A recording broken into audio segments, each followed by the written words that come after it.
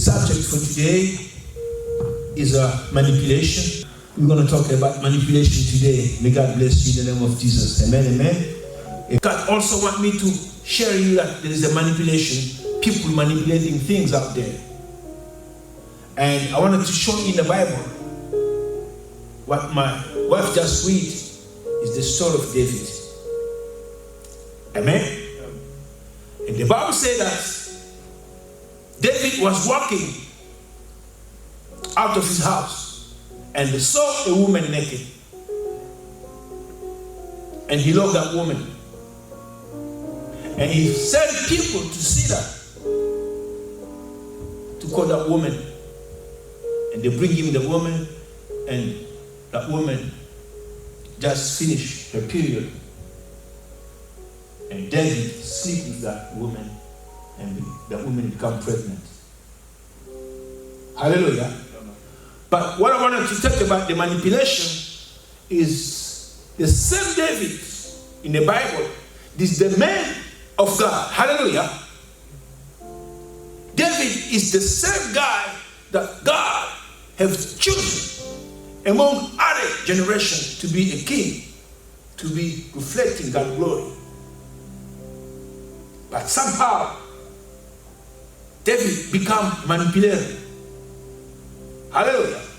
And this is the situation after he knew that lady sleep with that lady. The lady told her that I'm pregnant. He investigated and found who was the husband. And called the husband.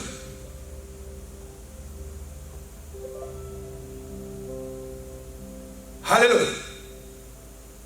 I want you to get the English version so we can go together. 2 Samuel 11 from verse 2. Chapter 11? Chapter 11, verse 2. Verse 2 from verse 2 to where? To 9. 2 Samuel chapter 11, verse 2. One evening, David got up from his bed. Yes, and walked around on the roof of the palace. From the roof, he saw a woman bathing. The woman was very beautiful, and David sent someone to find out about her. The man said, "She is Bathsheba, the daughter of Eliam, and the wife of Uriah the Hittite." Then David sent messengers to get her. She came to him, and he slept with her. Then she went back home. The woman conceived and sent word to David, saying, "I am pregnant." So David sent this word to Job, "Send me Uriah the Hittite." And Job sent him to David. Hallelujah. Continue? Stay right there. Okay. Amen, amen. Je disais en français que la manipulation, c'est ça notre message du jour. Et il arrive des fois que nous tombons dans les pièges du diable pendant que nous sommes enfants de Dieu. Alléluia. Et c'est le même David que la Bible nous parle dans le livre de 1 Samuel chapitre 17. C'est le même David qu'on est allé choisir par le prophète Samuel pour oindre comme roi. Alléluia. Et aujourd'hui, David devient celui qui manipule les choses. David va aimer une femme d'autrui. Il va prendre cette femme, coucher avec elle, et la femme devient enceinte. Il va appeler son mari pour lui faire boire de l'alcool. Et que le mari puisse aller coucher avec sa femme pour qu'elle dise que non, c'est notre enfant. Et you understand, Chris? First, number one, David called the husband. Verse 13. I want you to jump on that. In verse 13. Yes. At David's invitation, he ate and drank with him, and David made him drunk. But in the evening, Uriah went out to sleep on his mat among his master's servants. He did not go home. Hallelujah. Because you see what I'm talking about? Manipulation. David, a king of Israel, a man of God, the man of God chose manipulating things. That means you and me, we're not good enough. We can still be men of God and do some crazy stuff, try to manipulating people. Are you aware about that? Yes, this is what I'm talking about today. So David invite the husband, make him drunk. That way, when he got to sleep with the wife, so they can say him and the wife that this is the son of Urim. But when the husband go back home, did not sleep on the bed with the woman. Amen.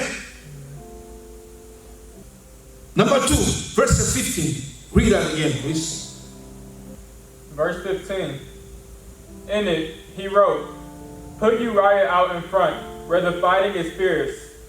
Then withdraw from him, so he will be struck down and die." Hallelujah. Second manipulation. David gave a note to a general of army to go put this guy in front of war so they can kill him, so that way he don't have no problem to deal with nobody else. This kind of manipulation.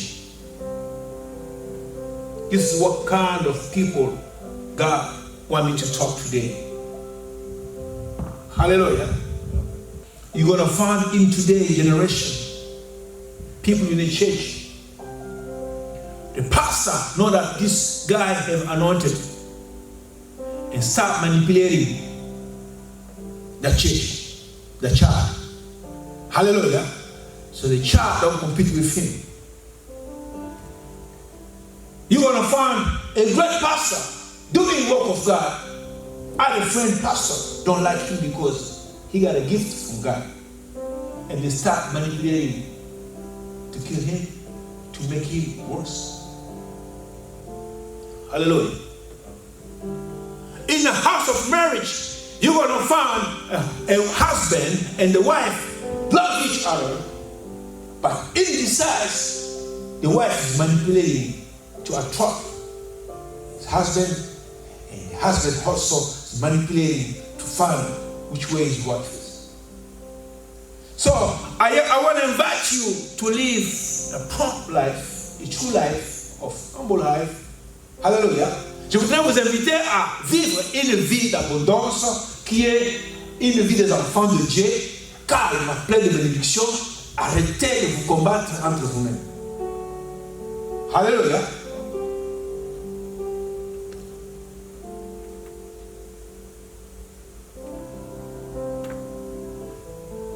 Manipulation is everywhere. So now, the biggest problem is God is behind to secure those people that are gifted. But somehow the battle become strong enough. This guy that David put in front of war passed away. And David saw that he win the battle. Amen, amen. The prophet Nathan had a revelation to go confront him. So my problem is today is that can we start another way of living? Forget, forgive, and love somebody with the true love. Hallelujah. With no manipulation. Amen, amen. While David is manipulating all these things, he forgot that God wears me. God is my Savior. He's also the God of that wife that just killed the husband. Amen, amen. So what is about this message is about the consequence after you manipulating people. The consequence The damage that you create yourself in your family and your descendants, you don't know about it. This is something I was about to let you know. God never abandoned his own people. You kill me today, you got the blood on your hands. And God is going to take a revenge. Hallelujah. You manipulate Tom, you manipulate Jill, you manipulate somebody that is God work. You make him look like a dirty person. Behind God is washing. Hallelujah. When that God is going to stand up. Quand le Dieu de cette personne va s'élever, ce sont les conséquences. Quelqu'un peut dire les conséquences? Et ce sont les conséquences, bien-aimés, que je ne voudrais pas que tu tombes dans ce mal. Alléluia. Voici comment David, un homme qui était intelligent, un homme selon le cœur de Dieu, a failli, a ouvert une porte dans sa vie.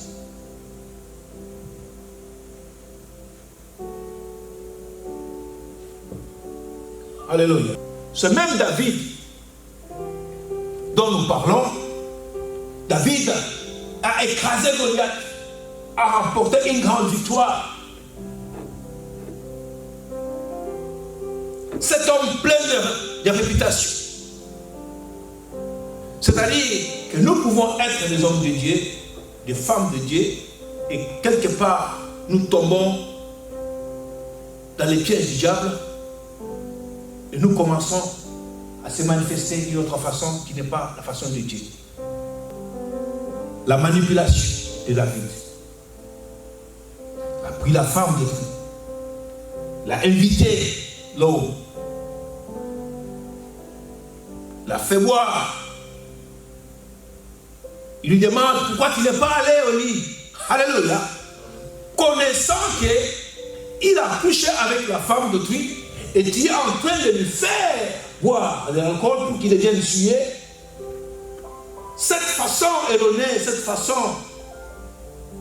risée de se comporter, c'est entre les enfants de Dieu et la génération.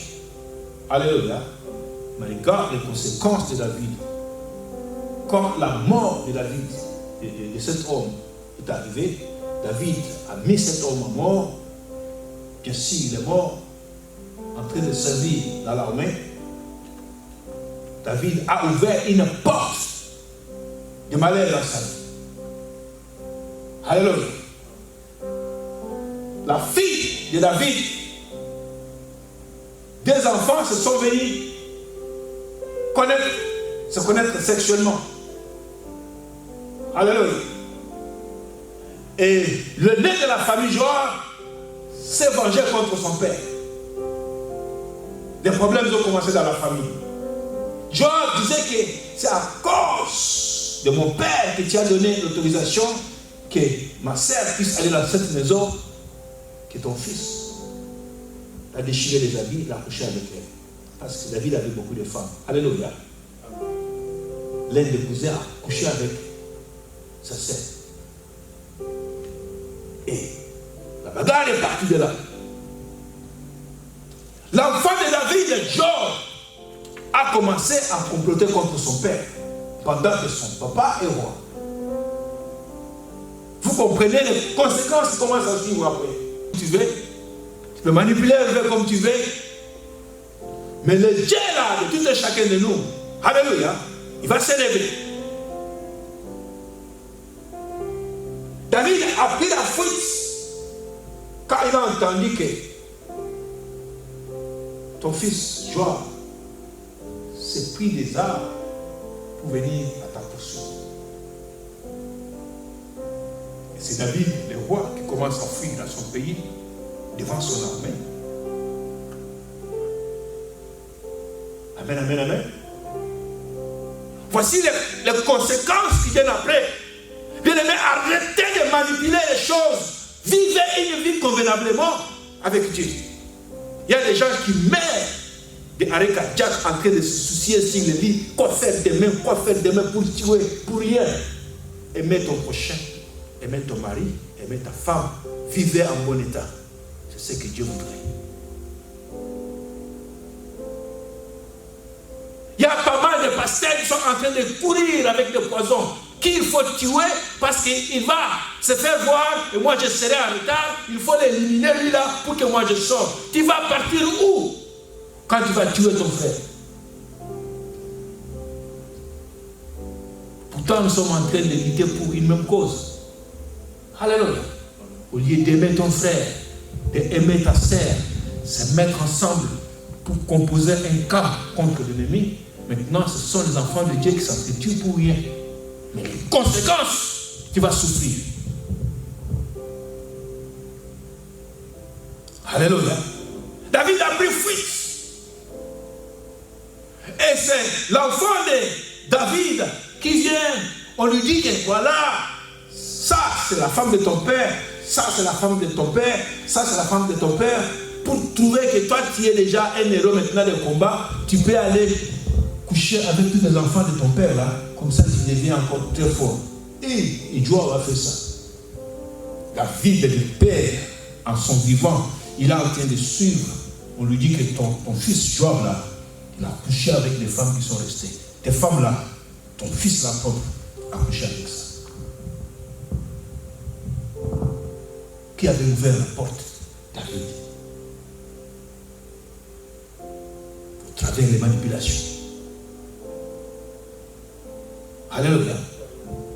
Il y a un moyen de vivre en tant que chrétien, vivre une vie paisible avec un amour sincère d'un prochain, rendre un service sans profit, attendre de ton frère, de ta sœur, de ta femme ce qu'il te doit comme femme, attendre de ton mari ce qu'il te doit comme ton mari, qui dit tes jour et nuit, tu vas mourir. Alléluia. Déjà, il n'y a pas la paix du cœur. Le cœur là monte, poum, poum, poum, poum. Tu ne sais pas qu'est-ce qui va arriver demain parce que tu as déjà comploté, ou bien on va te voir, ou bien on ne va pas te voir. Dieu marche derrière les siens. Alléluia. Il y a l'histoire de manipulation. Judas est mort. Il est allé se pendre. Il pensait qu'il allait manipuler Jésus. Après l'avoir vendu, il vient avec des gens déjà complotés pour dire que l'homme que vous allez voir, je donne un bisou là, c'est celui-là le fils de Dieu. Il y a des gens comme ça dans nos vies. Tu viens me donner un baiser d'un traître, des salutations de traître, un sourire de la traîtrise, et tu penses que Dieu est en train de dormir. Alléluia. À ma Bible, tu peux nous aider encore avec le livre de Timothée, chapitre 2, verset 4. Please, you go check that. 2 Timothy. You just read that area. 2 Timothy chapter 4. That's what I'm going to read in French. 2 Timothée, chapitre 4, verset 1 à 3.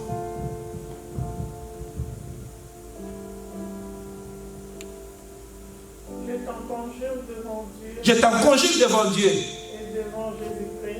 Et devant Jésus-Christ.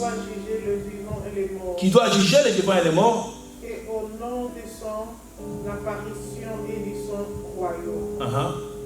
Prêche la parole de Dieu. Favorable ou non. Réprend, censure, exhorte avec toute douceur et en instruisant.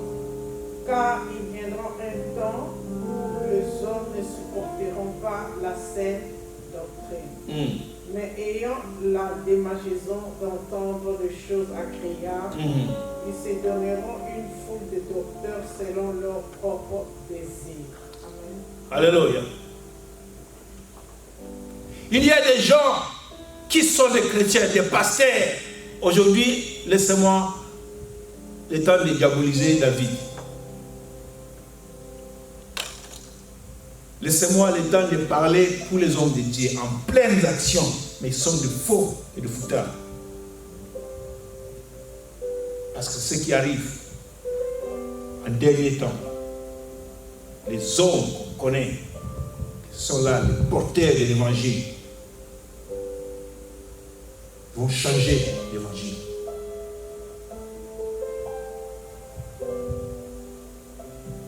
Qu'est-ce qui se passe? Alléluia. Dans ce film, Dieu te connaît. Mais si nous nous efforçons à faire du bien, alléluia, ne pense pas que tu es bête, comme on dit en français au Komium, en lingala. Non. Okay. Tu n'es pas devenu humain. Bien-aimé online, je te rappelle que pendant le moment que tu es en train d'exercer la bonté, la bonne vie de Jésus-Christ, un bon caractère que tu es en train de manifester, tu n'es pas humain. Tu es en train de mettre de la puissance. Tu es en train de mettre des racines de ton côté et de ta génération. Ici, je parle des conséquences. Celui qui est en train de manipuler les choses. Et je parle aussi des bienfaits qui arrivent pour soutenir celui qui est en train de marcher dans la gloire de Dieu. Alléluia. Nous avons parlé de Joseph le dimanche passé. Joseph est le signe, le type de Christ dont je voudrais vous présenter encore aujourd'hui.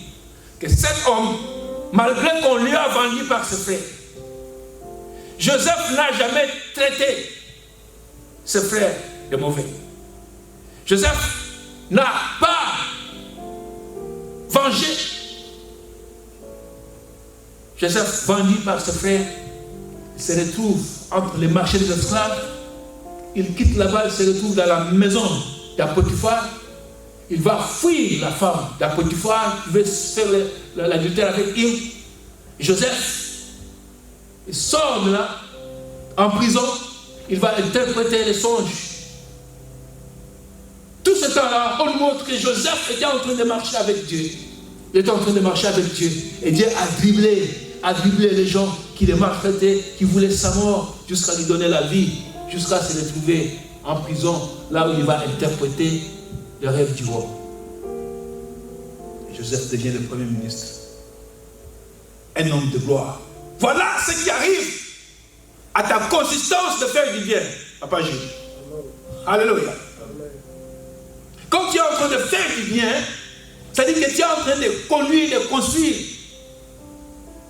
ton avenir avec assurance. Tu es en train de passer les bâtons de la vie à ta génération, aux fils de tes enfants. Tu es en train, et la pluie de bénédiction est en train de se former pendant que tu es en train de te reposer.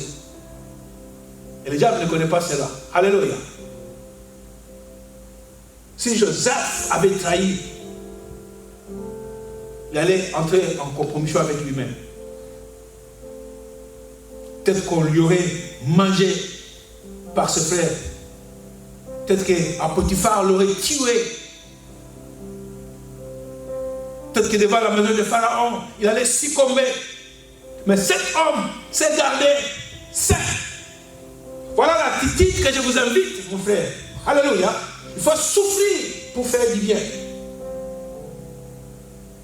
Ça va augmenter ta foi. Ça t'assure ton avenir en Jésus-Christ. C'est une assurance que nous avons que Dieu est avec nous. Et Dieu ne va pas te délaisser. Mais pour une raison ou une autre, il y a un frère propre qui ne marche plus avec cette même intention, commence à manipuler les choses. Vous allez manipuler, vous allez tuer les gens, vous allez tuer vos maris, vous allez tuer vos femmes, vous allez tuer vos enfants. Attendez après. Ce que vous allez faire, vous vous ouvrez une porte de malheur pour vos générations, vous vous ouvrez une porte de méchanceté, parce que Dieu ne laissera jamais personne impuni.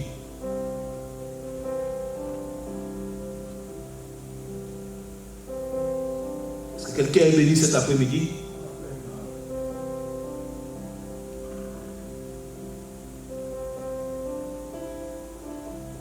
S'il vous plaît, il y a la manipulation dans les églises. Il y a la manipulation dans la famille. la manipulation à l'université, la manipulation dans les business, la manipulation partout. Il n'y a plus les hommes intègres. Est-ce que quelqu'un peut vivre une vie avec Dieu et réussir? Oui. À chaque fois qu'il y a eu mauvaise gérance, avec manipulation, à chaque fois qu'il y a eu mauvais acte, avec manipulation, sache que tu as ouvert une porte de malédiction dans ta vie et tu le sauras toi-même plus tard, toi et ta génération. À chaque fois aussi que tu as fait du bien, tu es en train de bâtir ta vie comme Joseph.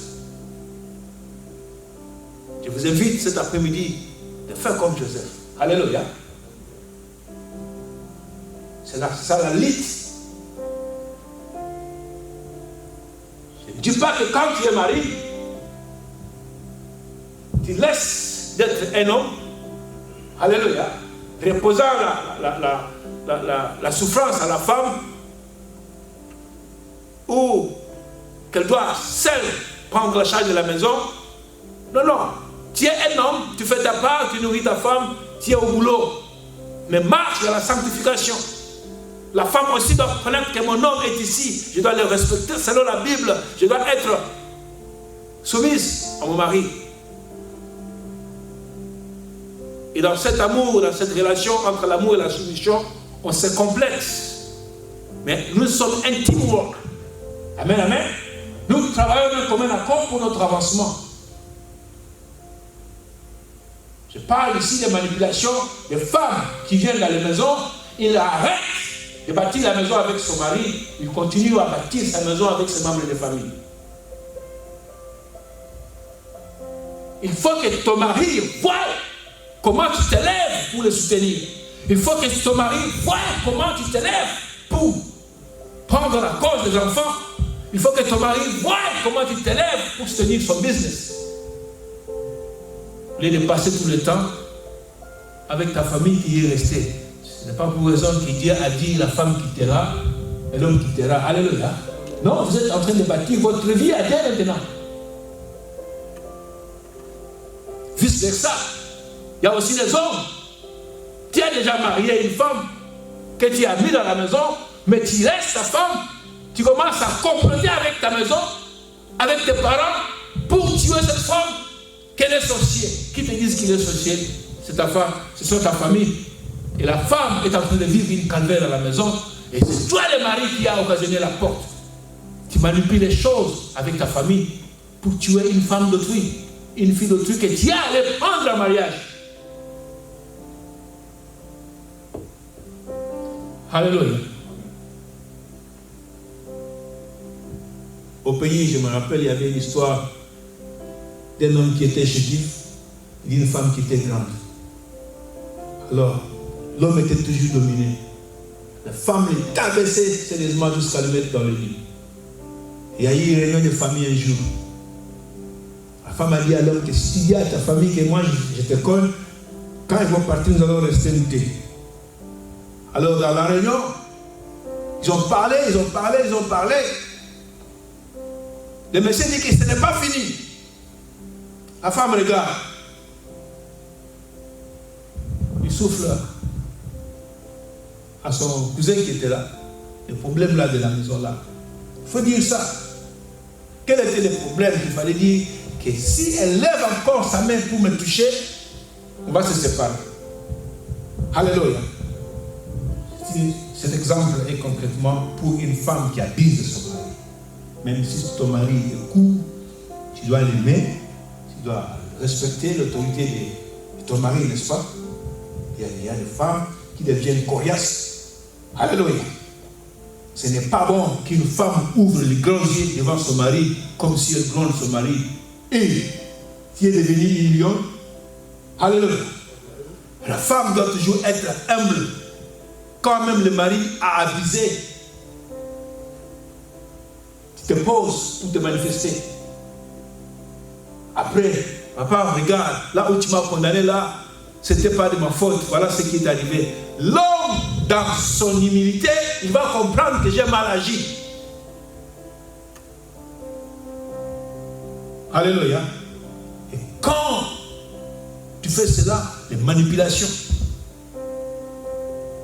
Quand tu vas faire cela, les manipulations, tu vas chercher maintenant à convaincre les gens qui sont dehors que mon mari, c'est lui qui est mauvais, pendant que c'est toi qui es en train de manipuler les choses dans la maison. Alléluia. Ces messages de manipulation, le Seigneur voudrait parler à quelqu'un qui attendait, il y a les conséquences qui arrivent. Parce qu'après avoir manipulé, après avoir détruit, après avoir rongé, Dieu est derrière la personne là. Et tu ne peux pas échapper à Dieu. Mais ce qu'il fait, c'est se repentir et vivre une vie normale des enfants de Dieu.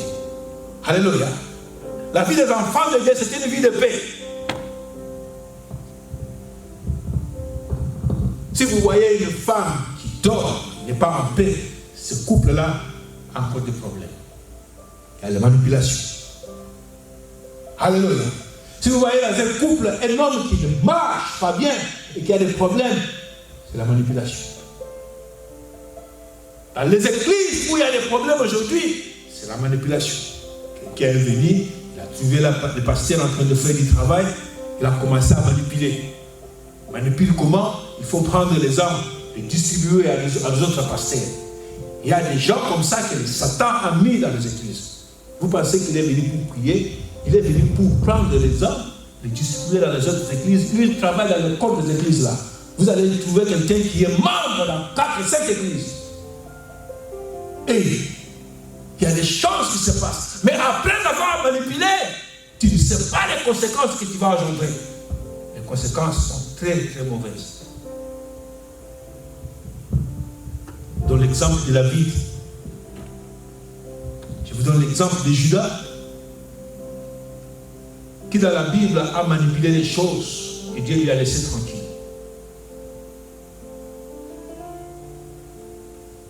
Alléluia.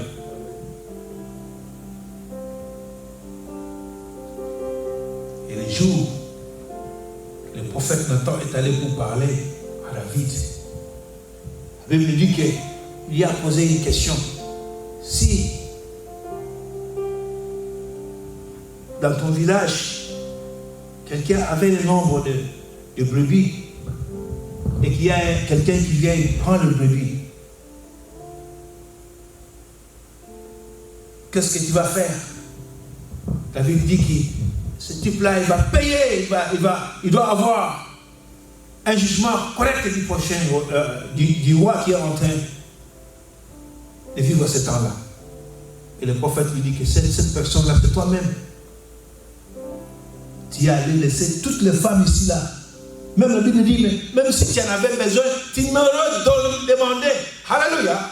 Il y a des choses qu'on pouvait demander facilement à Dieu. Que d'entrer dans la manipulation pour tuer les innocents. On peut demander de l'argent à Dieu.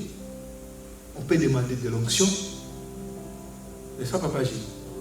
On peut demander de l'élévation. On peut demander de l'autorité à Dieu. Mais arrête de combattre celui-là qui a passé le temps de jeûne et de prière pour avoir ce niveau-là que Dieu lui a donné. Et toi, tu arrêtes ta vie pour aller le combattre, à manipuler les choses pour que lui paraisse faux et que toi, tu paraisses vrai. Et Dieu là qui lui a donné cette position ne va pas dormir. Quand tu vas finir, Dieu va commencer aussi son travail. Alléluia. Je vous supplie, les enfants de Dieu, passez le temps de chercher le vrai miracle. Passez le temps d'avoir ta propre bénédiction qui n'a pas d'intérêt à manipuler les choses. Ainsi tu verras la main de Dieu. Alléluia. Je parle à quelqu'un, c'est le message que le Seigneur a voulu que nous puissions partager aujourd'hui. Et nous allons prier ensemble. Quelqu'un peut se lever, nous acclamons le Seigneur pour ce message et nous commençons à prier que quelqu'un puisse aller bénir dans la maison. Est-ce que nous pouvons acclamer le Seigneur pour la fin de ce message au nom de Jésus? Lève-nous ensemble, s'il vous plaît, au nom puissant de Dieu.